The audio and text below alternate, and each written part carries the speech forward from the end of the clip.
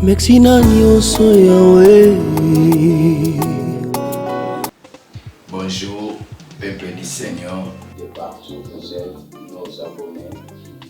Zambé a Bambola Bino, c'est encore moi, l'esclave du Seigneur Christ. Baza, je vais commencer à la Moussala Auto, Moussala Nango, Bambola Bino, avec amour pour nos amours, pour ma je invite encore une exhortation pour fortifier quelqu'un dans sa marche avec Dieu. Même Motoboyo, Zanano, Zambe, Plénatine, et à Boyo, et pour la Timanaye, on a recevoir Christ comme sauveur. Le Seigneur, on peut prier. Ma cassite, ça ne peut pas n'aller à sopa mafuta wenge ntango tozosolola na pepe na yo moto bazolanda biso partout na biro na mosala na ndako esika nyonso eza mpe na mosusu aza na prison eza mpe na mosusu aza na mbeto hôpital eza mpe na mosusu aza bacondition moko difficile tika maloba oyo ezala une réponse na mitema na biso au nom du Père notre Dieu. Amen. Merci beaucoup. Nous voulons partager la parole de Dieu. Terme na lingi to solo la siksa na tonga leo eza le deux sacrificatures en combat. Na lingala la pisi bonganga mibale na kati ya bitumba. Nalinga tanga na yo verset moko esika oyo tolingi tosolola likambo oyo toza na livre ya Exode chapitre 7 totangi 8e verset na 10e verset 5. L'Éternel dit à Moïse et à Aaron: sur les pharaons vous demande de faire un miracle ou un signe. Toi, Moïse, tu diras à Aaron: prends ton bâton et jette-le devant le pharaon. Et il se transformera en serpent.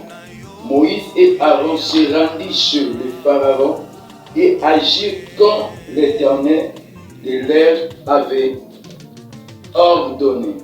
Aaron jeta son bâton devant le pharaon et ses hauts fonctionnaires, et celui-ci se transformant en serpent. Amen. Merci beaucoup. Nous voulons parler sur les deux sacrificatures en combat. Bonganga, mibale na kati ya bitumba. Sokotali na Lévitique, vous allez voir comment Nzambe azopesa Israël kibonganga. Azopesa na tribu ya Lévi qui sacrificature. Tango to parler na qui sacrificature n'est rien d'autre. Musalo yo tribu ya Lévi et sala ko bomanyama ko verser le sang, ko prier pour le peuple, ko lakisa peuple la loi, car il est écrit c'est dans la bouche du sacrificateur qu'on écoutera la loi. Mais na parlango na mission ya Moïse, vous allez remarquer Zamba bengi Moïse, aebisi Moïse, lokolo aussi moko ya balevi.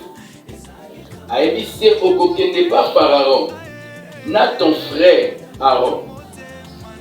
Mais si Pharaon vous demande de faire un signe ou un miracle, tu diras à ton frère Aaron, jeter son bâton.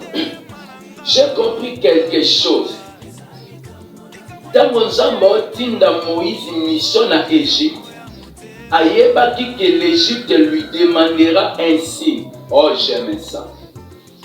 Quand nous parlons de l'Égypte, c'est ça l'image du monde. Mon ami, nous sommes des missionnaires ici-bas.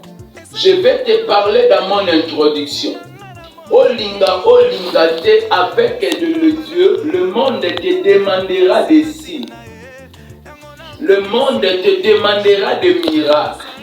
Cela veut dire, La vie à moi dans Zambouaye une mission, toi qui as une mission quelque part.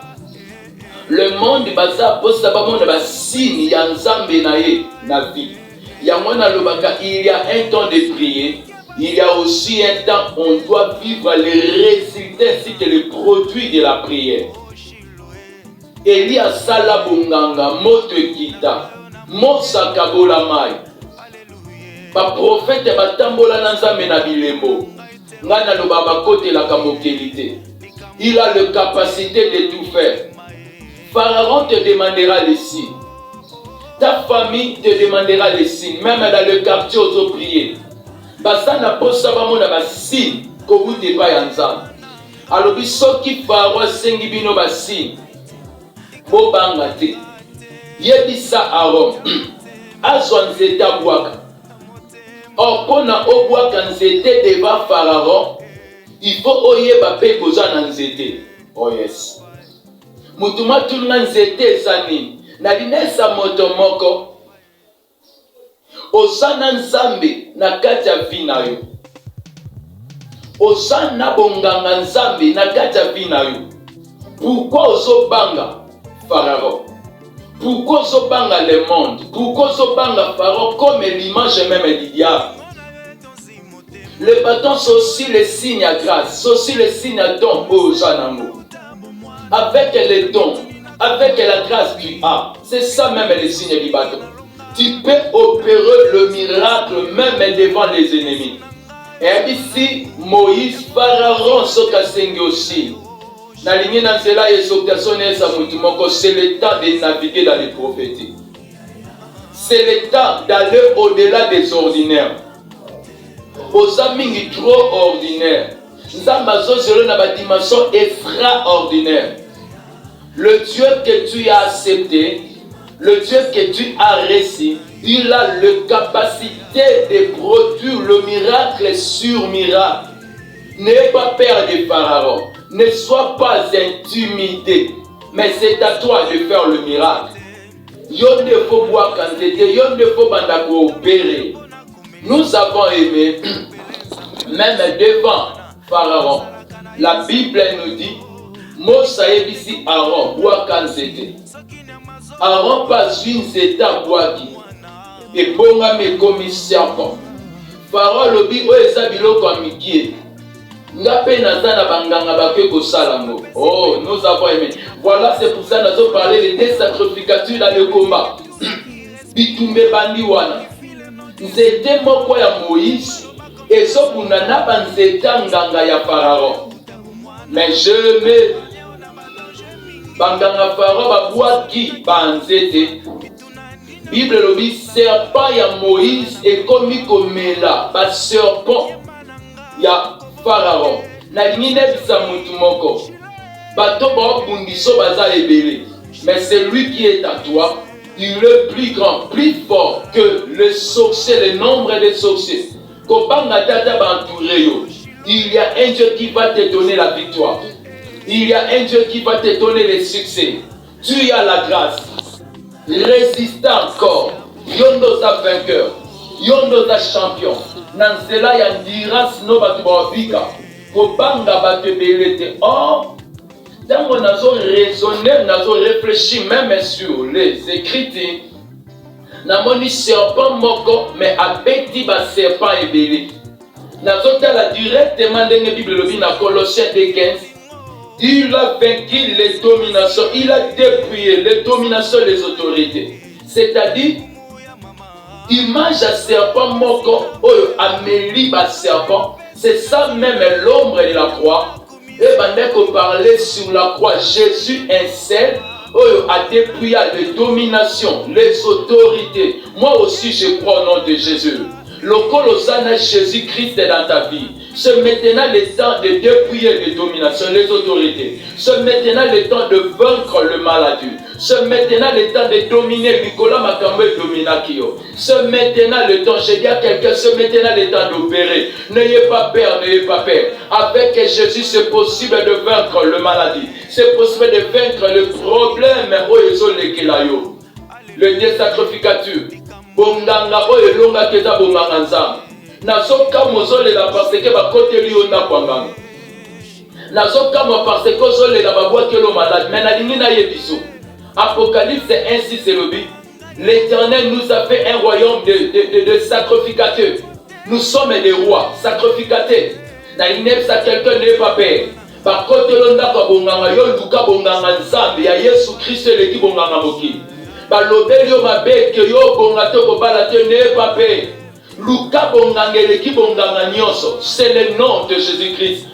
Comita to mona inutile ba plan ya benemi mais to luka nzambe yo arenya kalikolo ya plan benemi dans le deux sacrificature elonga c'est le sacrificature de Moïse. Bonganga nzambe longa bonganga bandoki, bonganga nzambe longa bonganga bademo famino na lobi bonganga ya nzambe et dominer likola bonganga nyonso molili. Natali caméra nanga bwana yebiso bato mona ki lobi babundisa kiyo bazo se retirer moko na sima mosusu. Nzambe nanga mémoire de gloire en gloire, nzambe nanga peso ba victoire longa cause bonganga ya nzambe. Je vous bénis au nom de Jésus. Nzamba pambola yo bisika nyonso landi biso soit lipambola nzambe to continuer kopesa mbote et ba ndeko biso baza derrière caméra.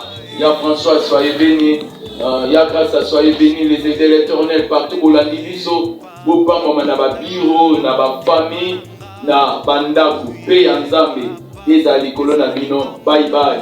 Ezalaki l'esclave de Dieu. Merci de kutani prochainement na exhortation mosusu. Bye. Merci na nyonso yawe.